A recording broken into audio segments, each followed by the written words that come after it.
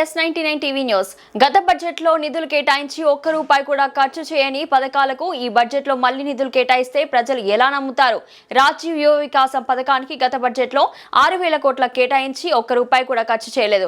ఇందిరమ్మ ఆత్మీయ భరోసా పథకానికి కూడా గత 2 బడ్జెట్ లో నిధులు కేటాయించి ఒక్క రూపాయి కూడా ఖర్చు చేయలేదు. ఇప్పుడు ఈ బడ్జెట్ లో మళ్లీ ఆ పథకాలకు నిధులు కేటాయించారు. గత బడ్జెట్ లో పథకాలు పెట్టి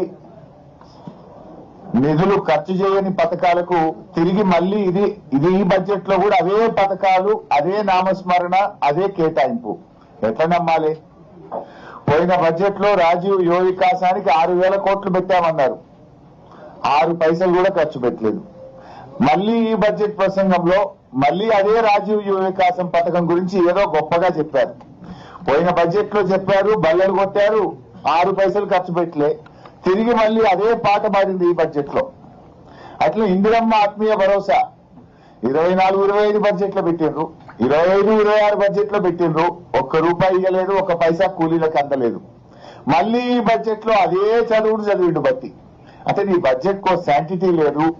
బడ్జెట్ అనేది కేవలం అంకెలు, మాటల గారడిగా మార్చింది తప్ప మీ కేటాయింపుల ఖర్చు విషయంలో ప్రజలకు పథకాలు అందించడంలో చిత్తశుద్ధి లేదు అని అర్థమైతా ఉంది.